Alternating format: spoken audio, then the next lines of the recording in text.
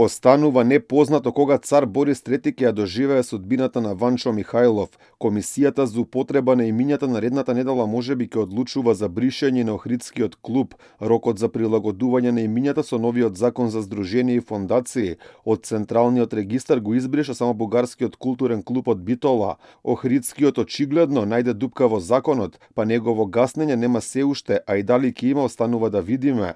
Од Министерството за правда велат дека дописот од Централен регистар за цар Борис III бил доставен до нив и ќе бил проследен до комисијата, која треба да одлучува.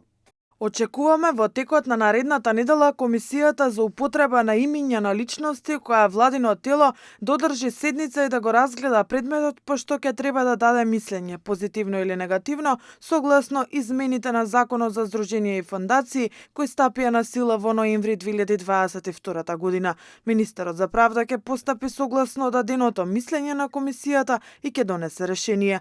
Директно ја прашавме директорката на Централен регистар Марија Бошковска-Јанковски зошто не е избришан и Охридскиот клуб, но како што ни кажа поради набиена агенда не можела да не даде изјава, ни порача да сме се повикале на соопштението од оваа институција, но таму нема никаква информација за цар Борис III, туку само дека бил избришан Ванчо Михајлов, дека од Охридскиот клуб немаат искрена намера своето име да го прилагодат на новиот закон за здруженија и фондации, предходно кажа и самата Бошковска-Јанковски. Според неа тие поднеле обичен лист хартија со кој намерата очигледно е само купување на време.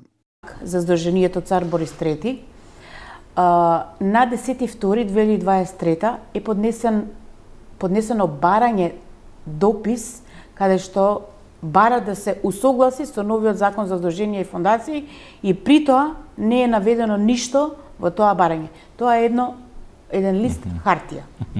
Значи, тој лист хартија не ја задоволува законската процедура за поднесување на документи.